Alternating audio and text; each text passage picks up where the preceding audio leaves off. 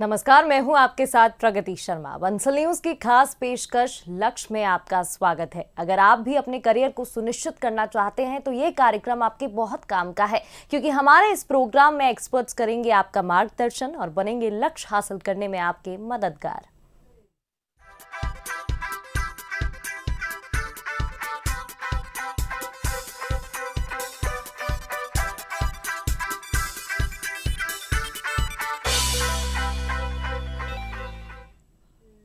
तो हमारे खास कार्यक्रम लक्ष्य में हम उन लोगों से आपको रूबरू कराते हैं जो शिक्षा के लिए बेहतर काम कर रहे हैं, छात्रों के मन में करियर को लेकर उठने वाले सवालों का जवाब देते हैं और कैसे शिक्षा का स्तर बढ़ सके इसके लिए कोशिश कर रहे हैं।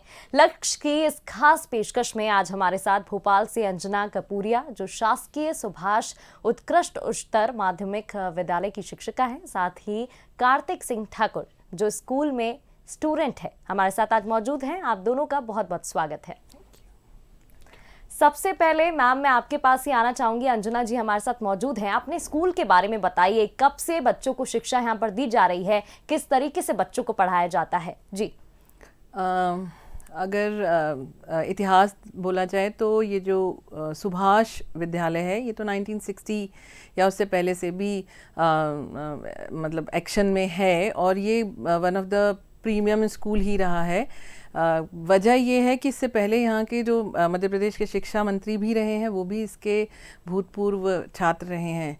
तो अब इसके अलावा बहुत सारे लोग आज भी बहुत टॉप सीडेड रैंक होल्डर और जो बहुत सारे जिन्होंने इतिहास में अपनी उपस्थिति दर्ज करा रखी है, वो लोग भी कभी स्कूल देखने आते हैं और बताते हैं कि वो इसके विद्यार्थी रहे हैं। परंतु एक योजना के तहत, विभाग की एक योजना के तहत सन 2000 में जिसकी नींव डली थी और 2002 से वो कार्यरत हुई, जब इन्हें उत्कृष्ट विद्यालय का नाम दिया गया। और मध्य प्रदेश राज्य सरकार का ये स्कूल है और ये हर ज़िले में उत्कृष्ट विद्यालय के नाम से स्कूल संचालित किए जा रहे हैं, जो कि सिर्फ हायर सेकेंडरी या हाई स्कूल कहना चाहिए, 9th से 12th तक का ही स्कूल है। और यहाँ पर सभी स्ट्रीम्स के साइंस, कॉमर्स, ह्यूमैनिटीज़ और ये उनके विद्यार्थी 12th पास करके फिर अपना भविष्य निर्धारित करते हैं। बिल्कुल। अंजना जी, स्कूल के बारे में तो आपने बताया, आपके बारे में भी हम जानना चाहेंगे। कितने वर्षों से आप इस तरह से छात्रों का मार्गदर्शन कर रही हैं? चलिए, नॉस्टैल्जिया। मैं 1999 से शिक्षा विभाग से जुड़ी हुई हूँ और मैं इंग्लिश पढ़ाती हूँ, अंग्रेज़ी की शिक्षिका हूँ। और मैंने शुरुआत की थी अपने गृहनगर छिंदवाड़ा के एक छोटे से गांव के स्कूल से, और वहाँ से फिर उत्कृष्ट विद्यालय की जो प्रक्रिया होती है कि यहाँ टीचर्स को भी सिलेक्ट होकर आना पड़ता है। तो सन 2007 में एक प्रक्रिया के तहत, जिसमें ये माना गया था कि पिछले 5 या अधिक सालों से यदि आपका रिज़ल्ट 100% रहा हो तो आप अप्लाई कर सकते हैं, आप एलिजिबल हैं इस पोस्ट के लिए। तब मेरा चयन छिंदवाड़ा के उत्कृष्ट विद्यालय के लिए हुआ था और वहाँ से 2013 में मैं ट्रांसफ़र बेसिस पे एक्सीलेंस भोपाल आई हूँ। तो मैं 1999 से पढ़ा तो मैं अंग्रेज़ी ही रही हूँ, बट मेरा इंटरेस्ट करियर और मोटिवेशन, बच्चों को तैयार रखने, पॉजिटिव रखने में ज़्यादा रहता है। और फिर इसके अलावा एक्स्ट्रा करिकुलर की क्या इंपॉर्टेंस होती है, उनके लिए भी मैं तैयार रहती हूँ। बच्चों को नए नए रास्ते मैं खुद भी खोजती हूँ और उनके साथ अगर वो कुछ नया लाते हैं तो उस पर हम ज़रूर काम करते हैं। तो ये मेरा इंटरेस्ट एरिया है। बिल्कुल बिल्कुल अंजना जी, जिस तरीके से शासकीय स्कूल ये काम कर रहा है, वो जो सोच है कि प्राइवेट स्कूल ही बेहतर शिक्षा देते हैं, उसको ये तोड़ रहा है, जो कि बहुत अच्छा भी है। तो हमारे साथ आपके स्टूडेंट कार्तिक भी आज मौजूद हैं, जो स्कूल में पढ़ते हैं। कार्तिक, सबसे पहले तो आप अपने बारे में बताइए, स्कूल में किस तरीके से आपको शिक्षा दी जाती है, क्योंकि तस्वीर भी हम देख रहे थे, दर्शकों को भी दिखा रहे थे, कैबिनेट मेंबर भी हैं, अगर मैं ठीक कह रही हूँ। अपने बारे में थोड़ा बताइए। मेरा नाम कार्तिक सिंह ठाकुर है और मैं अभी 12th क्लास का स्टूडेंट हूँ और PCM मेरा भी स्ट्रीम है। तो इसको हमारे स्कूल में सबसे बड़ी खासियत है कि एक अगर स्टूडेंट है तो उसको सिर्फ ये नहीं बोला जाता है कि आप सिर्फ पढ़ाई करिए। आप जैसे आप देख सकते हैं तस्वीर में, अभी कैबिनेट मेंबर भी हूँ, मैंने स्पोर्ट्स भी खेला है स्कूल में और मैं कविताएँ भी लिखता हूँ। तो मुझे जो भी स्कूल में अभी अपना एक्सप्लोर करना है तो मुझे एक आज़ादी दी जाती है और यही हमारे एक्सीलेंस स्कूल की सबसे बड़ी खासियत है। बिल्कुल कार्तिक, कैबिनेट मेंबर होने का मतलब ये है कि कहीं ना कहीं आपके अंदर वो जो पर्सनैलिटी डेवलपमेंट हम चाहते हैं एक बच्चे में होना चाहिए वो डेवलप होती है। साथ ही आप पढ़ाई के अलावा जो प्रैक्टिकल नॉलेज बच्चों को मिलती है वो भी काफ़ी अच्छे बेहतर ढंग से हो पाती है। कार्तिक, लक्ष्य की अगर मैं बात करूं, आगे आप खुद को कहाँ देखते हैं, आपका क्या लक्ष्य है?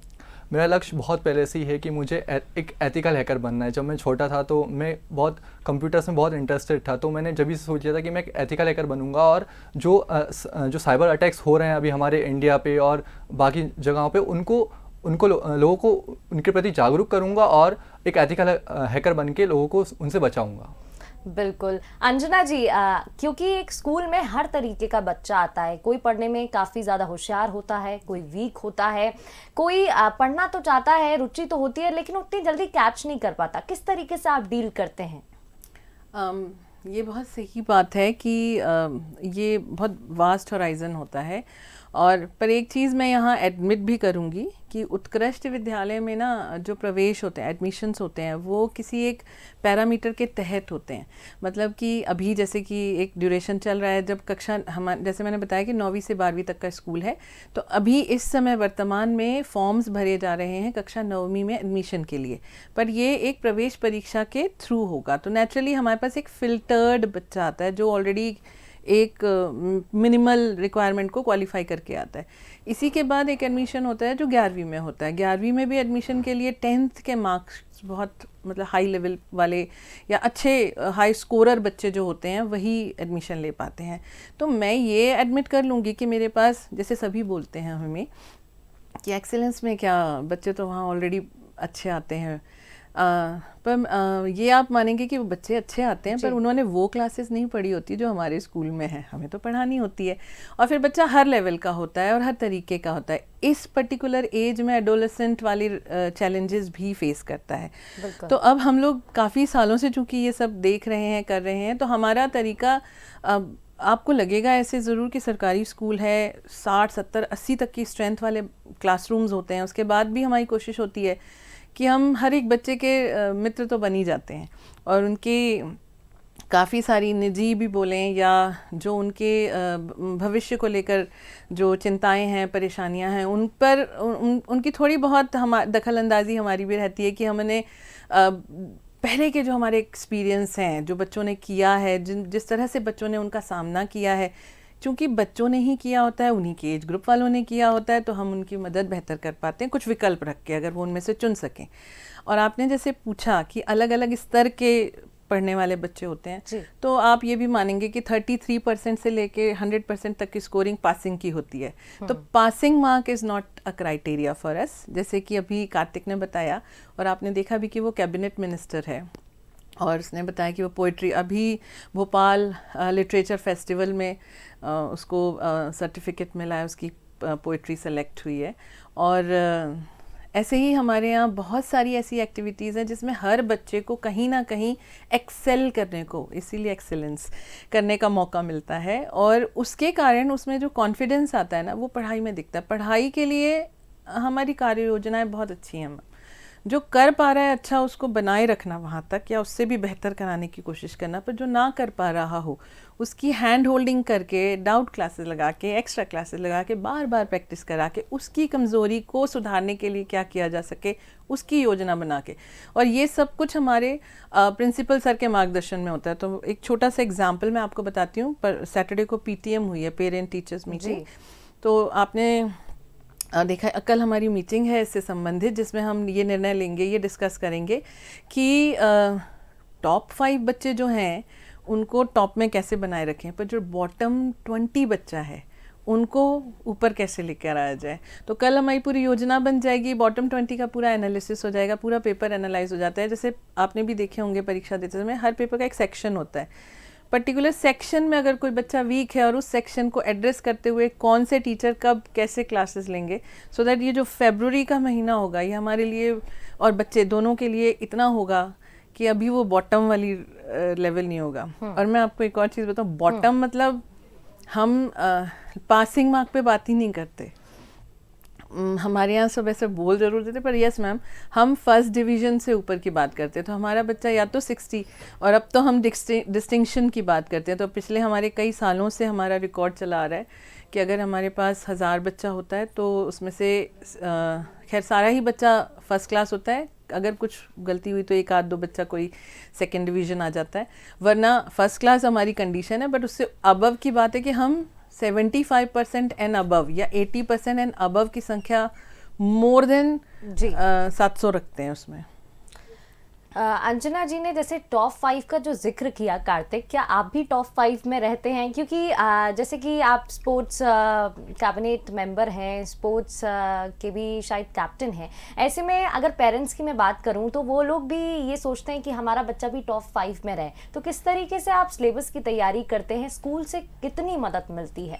मैम मुझे लगता है कि हमेशा टॉप 5 में रहना ज़रूरी नहीं है, बट टॉप 5 में रहना हर पेरेंट्स का एक वो होता है सपना कि हाँ सब उनके बच्चे अच्छा परफॉर्म करें। तो मेरा एक वो होता है कि मैं जो टाइम मैनेजमेंट पे बहुत फोकस करता हूँ कि अगर मैं 2 घंटे अपने स्कूल में दे रहा हूँ, अपने पर्सनैलिटी डेवलपमेंट में दे रहा हूँ, तो फिर मैं 6 आवर्स अपने स्टडी पे दूँ। तो टाइम को मैनेज करके, प्रायोरिटीज़ को सेट करके मैं अपने टाइम को मैनेज करता हूँ और फिर अपने एकेडमिक्स में भी अच्छा करता हूँ। जैसे कि आपने बताया आप स्पोर्ट्स में भी काफ़ी एक्टिव रहते हैं, जनवरी का ये महीना है, 12th क्लास में हैं आप, बोर्ड्स आप ये समझिए करीब आ गए हैं, तो क्या अभी भी आप स्पोर्ट्स में उतना ही ध्यान दे पा रहे हैं? बैलेंस किस तरीके से बनाते हैं आप? नो मैम, अभी तो मैं इतना वो नहीं दे पा रहा हूँ ध्यान स्पोर्ट्स से, बट एक जैसे कि स्ट्रेचिंग हो गई तो मैं स्ट्रेचिंग रोज़ करता हूँ कि जो कि वो बहुत ज़रूरी है। वो मुझे अपने एकेडमिक्स में भी हेल्प करती है और अपने स्पोर्ट्स स्पोर्ट्स में भी कंसंट्रेट करने के लिए मदद करती है। तो मैं दोनों पे वो कर सकता हूँ। एक सवाल और कार्तिक आपसे, अभी कोरोना का समय था, काफ़ी मुश्किल समय था, ऑनलाइन मीडियम स्कूल जो ऑनलाइन मोड से पढ़ाना स्टार्टिंग हुई स्कूल्स की वो यहीं से हुई थी। आपको ऑनलाइन मोड ज़्यादा बेहतर लगता है या ऑफलाइन मोड? किस तरीके से ऑनलाइन मोड में स्कूल वालों ने आप लोगों की मदद की? किस तरीके से उस टाइम आप लोग को शिक्षा दी गई? जी मैम, उस टाइम के लिए सबसे पहले मैं थैंक्स करना चाहता हूँ अपने स्कूल को कि उस टाइम हमारे टीचर्स ने हमारा हाथ पकड़ा रहा और ऐसा लगने नहीं दिया कि हम स्कूल से दूर हैं। हमारे लिए टीम्स ऐप पे क्लासेस लगाई गई, गूगल मीट पर क्लासेस लगाई गई, और उस समय अगर हमको कोई क्वेश्चन में डाउट होते थे, उस समय बहुत होते थे, अगर नहीं आ रहा है तो हम पर्सनली मैम को, टीचर्स को कॉल करके ही पूछ सकते हैं कि मैम इसमें हमें डाउट हो रहा है। और इस समय मुझे लगता है कि हमारा जो हाइब्रिड सिस्टम है जिसमें हमें स्मार्ट क्लासेस भी हैं और टीचर्स भी हमारे साथ में हैं, तो वो जो सिस्टम है कि जहाँ पे हम प्रैक्टिकल्स भी देख सकते हैं हमारे स्मार्ट क्लासेस में, और ऑडियो से और विजुअल से भी देख सकते हैं और टीचर से पूछ सकते हैं, तो वो सिस्टम मुझे बहुत अच्छा लगता है कि हम दोनों काम एक साथ कर सकते हैं। बिल्कुल, वो ट्रांसपेरेंसी होती है। और देखिए सपोर्ट सिस्टम आप लोग का जिस तरीके से मैम बता रही हैं वो काफ़ी अच्छा है। अंजना जी, आपने अभी एडोलेसेंट का जिक्र किया था, ये जो एज होती है इसमें डिस्ट्रैक्शंस भी काफ़ी होते हैं। आपने बताया कि मित्र की तरह आप लोग एक दोस्त बन के रहते हैं, जो कि काफ़ी अच्छा है, लेकिन किस तरीके से आप उसको मैनेज करती हैं? क्योंकि डिस्ट्रैक्शंस जब होते हैं, किस तरीके से काउंसलिंग की जाती है बच्चों की? मैम, हमारे यहाँ भी काउंसलर्स भी हैं, पर हम ज़्यादातर कोशिश करते हैं कि हमारे सारे चूँकि हम सरकारी डिपार्टमेंट वाले हैं तो हमारे यहाँ ना हमसे सभी कुछ कर लेने की उम्मीद की जाती है और हम करते भी हैं। इसी तरह से हमारे सारे शिक्षक भी समय समय पर हम खुद भी अपनी बहुत सारी ऐसी छोटी छोटी वर्कशॉप्स कंडक्ट करवाते हैं। हमारे प्रिंसिपल सर इसमें बहुत इंटरेस्टेड रहते हैं कि वो आप अपग्रेड रहें, हमारे टीचर्स अपडेटेड रहें कि क्या चल रहा है trend, how to take care of mental health. तो अब आप किसी और की अगर हेल्थ पे बात करना चाह रहे हैं या उसके साइकोलॉजी पे बात करना, तो पहले अपनी वाली समझें और सीखें। तो हम लोग खुद भी लगभग हर दूसरे तीसरे महीने हमारी एक छोटी सी workshop, there is a team, और मोस्टली ये वो लोग हैं जो NGOs हैं जो स्कूल्स में काम कर रहे हैं और बहुत अच्छा काम कर रहे हैं। तो वो हमें हमारे साथ हमारी एक्टिविटीज़ के माध्यम से, रिसर्च के माध्यम से, छोटी छोटी हमें क्वेश्चनेयर देकर हमें ना अवेयर करते रहते हैं कि हमें इस तरफ ध्यान देना है। और साथ ही साथ चूँकि हम भी जानते हैं कि हम उस चीज़ के लिए क्वालिफाइड या एक्सपर्ट नहीं हैं, हमें भी मदद की ज़रूरत होती है। तो जब हमें कोई टिपिकल केस हमारे आसपास कक्षा में मिलता है, फिर हम उनसे डिस्कस करके उसका मिलकर प्रॉब्लम का सोल्यूशन ढूंढने की कोशिश करते हैं। बिल्कुल। अंजना जी, टेक्निकल एजुकेशन की अगर हम बात करें तो बंसल समूह भी इसमें इस क्षेत्र में अपना योगदान दे रहा है। बंसल समूह की किन नीतियों को आप पसंद करती हैं? कोई सुझाव आपकी तरफ से पॉलिसीज़ को लेकर? सुझाव तो पता नहीं मैं क्या दे पाऊंगी, पर मैं लाइक रियली अप्रिशिएट, मैं बहुत पसंद करती हूँ आपकी योजनाएं। जो सबसे बेहतरीन चीज़ रही है वो ये रही है कि आपके यहाँ के प्लेसमेंट्स बहुत अच्छे होते हैं। दूसरा, रिसेंटली हमारे स्कूल से कुछ स्टूडेंट भी विज़िट करके आए थे, जहाँ उन्होंने लैब्स देखी, बहुत खुश हुए देख के कि वो बहुत इक्विप्ड लैब्स हैं। वहाँ उन्होंने रोबोटिक्स जो चीज़ें बताई कि यहाँ ये भी है, वो हम लोग भी खुद बहुत खुश हो रहे थे कि ये बड़ी फ्रूटफुल सी विज़िट रही। और इसके अलावा जो सबसे इम्पॉर्टेंट चीज़ होती है कि बच्चों का ओवरऑल डेवलपमेंट होना चाहिए, it's not just theoretical knowledge based. तो दैट्स आई बिलीव कि बंसल ग्रुप ये काम बहुत अच्छे से कर रहा है, जहाँ soft skill, interview preparation, communication skill, इन सब का भी ध्यान रखकर बच्चों को तैयार किया जा रहा है। I think this is well and good. बिल्कुल। कार्तिक, आपसे मैं ये सवाल पूछना चाहूंगी क्योंकि ये नीतियाँ स्टूडेंट्स के लिए ही बनाई गई है, आप भी एक स्टूडेंट हैं, आप कैसे देखते हैं इन पॉलिसीज़ को? मैम, मैं भी अभी जो एजुकेशनल ट्रिप हुआ था बंसल कॉलेज के लिए, तो मैं वहाँ पे गया था और वहाँ पे मुझे बहुत अच्छा लगा। कैंपस भी बहुत अच्छा था, प्लेसमेंट्स भी जो होते हैं वहाँ के बहुत अच्छे हैं। और एक वो मुझे बहुत अच्छा लगता है कि वहाँ पे जो स्टाफ था वो भी बहुत अच्छा था। प्रोफेसर्स ने भी हमको सब बहुत अच्छे से ट्रीट किया। और मुझे लगता है कि जो एक संभावना है वो मुझे लगता है कि R&D पे बंसल ग्रुप को और फोकस करना चाहिए। जी जी बिल्कुल।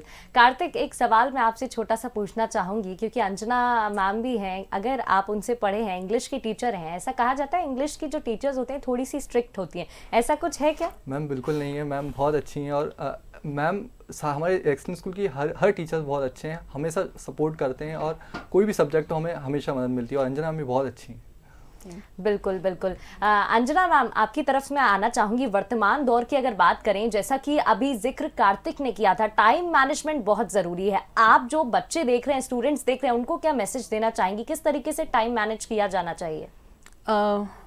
मुझे लगता है कि अभी ना टाइम के साथ साथ स्ट्रेस भी बहुत बढ़ने वाला है, तो दोनों को ही मैनेज करने की ज़रूरत पड़ेगी।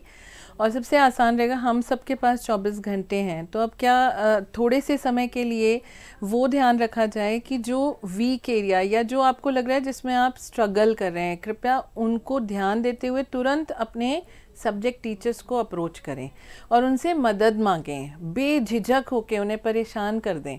कोई परेशानी नहीं है, वो इसीलिए हैं, वो आपकी जो परेशानी है, आपका जो जहाँ आपको कमी है, जो चीज़ समझ नहीं आ रही है, वो आपको उसको हल करने का ज़रूर तरीका बताएंगे।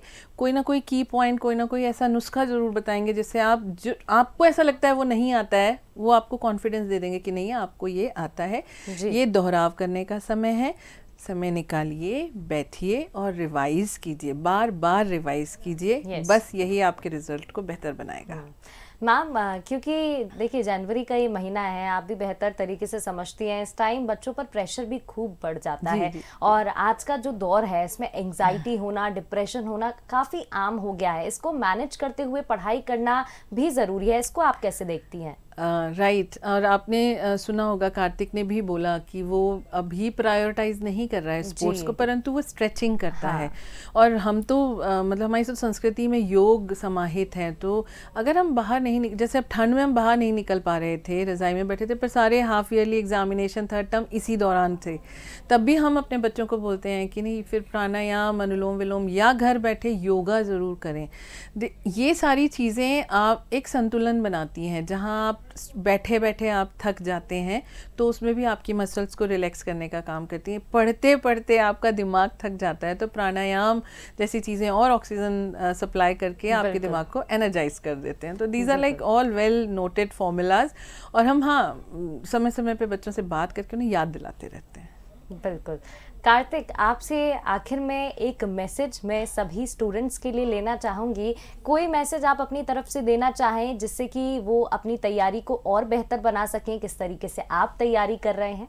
मैं ये मैसेज देना चाहता हूँ कि अपने सारे दोस्तों को कि सबसे पहले अपने टाइम मैनेजमेंट को आप टाइम मैनेज किए, और इसके लिए आप सबसे पहले अपनी प्रायोरिटीज सेट करिए कि आपके लिए अभी क्या इंपॉर्टेंट है। आपके बहुत सारे गोल्स होंगे और बहुत सारे आपको फ्यूचर में बहुत सारी चीज़ें करनी होगी, पर अभी आपके लिए एग्ज़ाम इंपॉर्टेंट है और उस एग्ज़ाम के लिए आपको क्या क्या करने की ज़रूरत है। आप एक टू डू लिस्ट बनाइए रोज़ के लिए, और उससे आप आपको आज क्या करना है, आप सुबह उठ के एक टू डू लिस्ट बनाइए, उसमें क्या करना है और आपको सबसे पहले क्या करना है। निश्चित ही कार्तिक, टू डू लिस्ट बनाए, साथ ही उसको फॉलो भी करें। बहुत बहुत शुक्रिया आप दोनों का इस कार्यक्रम में हमारे साथ जुड़ने के लिए।